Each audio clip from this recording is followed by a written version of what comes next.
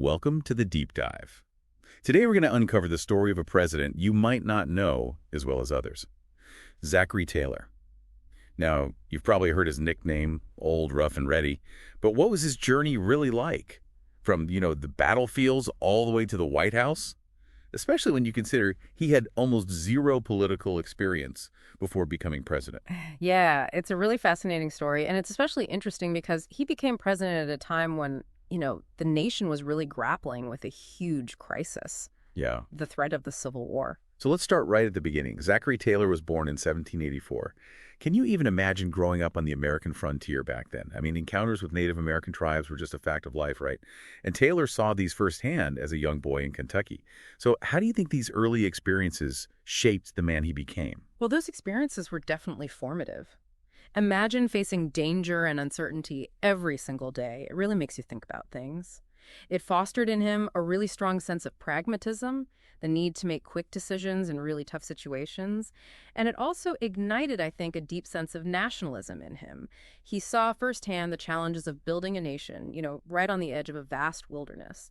And these qualities, I think, were forged in his youth. And they became defining characteristics of his military leadership and, to some extent, his presidency. It's amazing how those early experiences can have such a lasting impact. He may not have had a formal education, but he was clearly a quick learner. He rose through the ranks of the Army, demonstrating his grit and determination, and earned the nickname Old Rough and Ready. Yeah, and he really embodied that nickname. Taylor had a very straightforward, no-nonsense approach to leadership. He wasn't really concerned with appearances or political maneuvering. He was focused on results. And that resonated with his soldiers. They respected his ability to just get things done. And get things done he did. He was involved in so many conflicts. The War of 1812, the Black Hawk War, and the Second Seminole War. Each of these wars played a key role in shaping the young nation, wouldn't you say? Absolutely. These wars were absolutely pivotal to America's westward expansion, and Taylor's leadership was crucial in securing, some really key victories. For example, during the Black Hawk War, a young lieutenant by the name of Jefferson Davis served under Taylor. Now that name rings a bell. Wasn't there a family connection between Jefferson Davis and Taylor? Yes, there was. Davis fell in love with and later married Taylor's daughter, Sarah. Interestingly, Taylor was hesitant about the match at first. He knew the hardships of military life all too well, and he wanted to protect his daughter from that. It really makes you think about the personal side of these historical figures. I mean, they experienced love, loss, and family just like everyone else. But in this case, the story took a pretty tragic turn, didn't it? Unfortunately, yes. Sarah tragically passed away just a few months after their marriage, and this loss undoubtedly had a profound impact on Taylor. And, maybe it contributed to his initial reluctance to even enter politics. He knew how deeply personal sacrifices could intersect with public life. It's a reminder that history is made up of real people with real emotions. But let's shift gears for a moment and fast forward to a conflict that would really catapult Taylor onto the national stage, the Mexican-American War. Tensions between the U.S. and Mexico were really escalating in the 1840s, particularly over the issue of Texas. In 1846, President Polk turned to a seasoned military leader to handle the situation, Zachary Taylor. Exactly right. Taylor was the obvious choice, given his experience and his reputation. He was sent to lead the Army of Occupation, and his victories at Palo Alto and Resaca de la Palma quickly made him a national hero. But it was the Battle of Buena Vista that really solidified his legendary status. So what made the Battle of Buena Vista so significant? Well, at Buena Vista, Taylor found himself up against a much larger Mexican force commanded by the renowned General Santa Anna. And despite being outnumbered, Taylor, true to his old rough-and-ready nature, held his ground and ultimately inflicted a crushing defeat on the Mexican army. This victory was a huge surprise to many, and it really cemented Taylor's place in American military history. Wow. So from frontier boy to war hero, what an incredible journey. But how did this military man, who seemingly had no interest in politics, end up on the path to the presidency? Well, that's where things get really interesting. You see, the victory at Buena Vista thrust Taylor into the national spotlight. People were captivated by this, seemingly unassuming military man who had achieved such remarkable feats. And little did he know, this attention would set the stage for a completely unexpected turn in his life, a turn toward the White House. Taylor's rise to the presidency was really remarkable, especially when you consider his total lack of political experience. He had never held an elected office, never even voted in a presidential election before 1848, but maybe this outsider status actually worked in his favor. Yeah, I can see how that might have appealed to voters, especially if they were kind of disillusioned with career politicians. They might have been looking for a leader who seemed, well, honest and straightforward, someone who could get things done without all the political games. That's exactly right. And Taylor, with his war hero status and that, old rough and ready persona, he fit that mold perfectly. The Whig Party was looking for a strong candidate to challenge the Democrats, and they saw Taylor as their best shot at winning the White House. But there was a big question mark hanging over his candidacy. What exactly were his political views? It does seem like a bit of a gamble to support a candidate whose political stance is basically unknown. Was he intentionally vague about his views, or was there something else going on? Well, you see, Taylor wasn't a politician in the traditional sense. He wasn't known for giving big speeches or outlining, detailed policy plans. He considered himself an independent, not really tied to any party line. He did believe in a strong national bank, and he supported lower tariffs. But on the most controversial issue of the day, slavery, his position was complicated. This is where things get really tricky. Slavery was a powder keg waiting to explode, and Taylor, a Southern slave owner himself, was in a very delicate position. Exactly. While Taylor personally owned slaves, he opposed the expansion of slavery into the new territories that had been acquired from Mexico. He saw it as a threat to national unity, a source of conflict that just wasn't necessary. His main priority was preserving the Union. So he was a slave owner who was against expanding slavery. How did the public react to this, well, seemingly contradictory stance? It actually drew criticism from both sides of the issue. Abolitionists viewed him as part of a system they were completely against, while pro-slavery Southerners thought he was betraying their cause. But despite this controversy, Taylor actually won the election of 1848.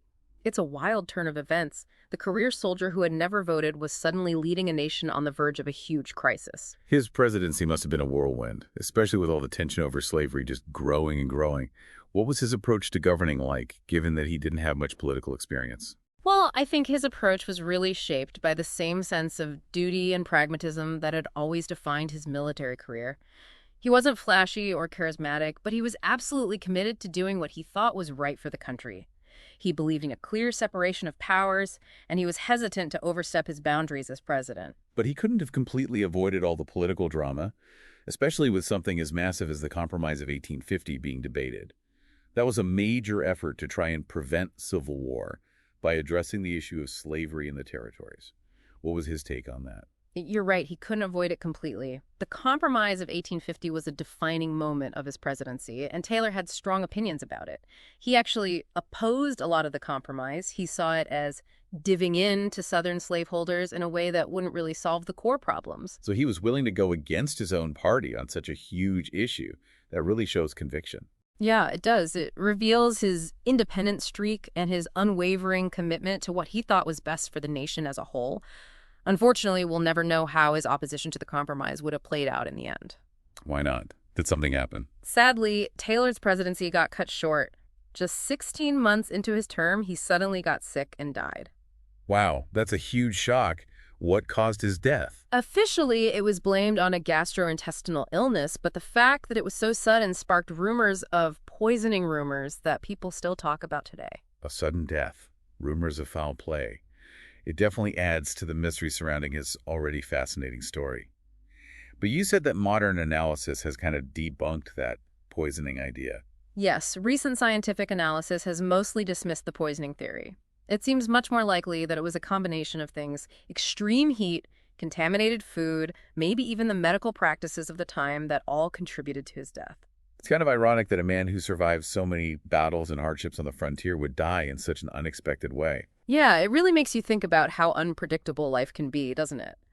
But even though his time in office was short, Taylor's life and presidency had a lasting impact on the course of American history.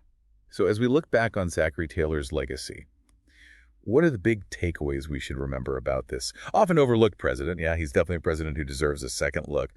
What would you say are the most important things to remember about Zachary Taylor? Well, I think first and foremost, it's important to remember that Taylor was a man of action. He was a soldier, dedicated his life to serving his country, a man known for his honesty and his integrity, and he had this, like, unwavering sense of duty, something that was instilled in him from his frontier upbringing. Yeah, and he was a man of contradictions, wasn't he? I mean, a slave owner who was against expanding slavery, a career military man who ends up in the political spotlight. It seems like he was much more at ease on the battlefield than in, like, the halls of Congress.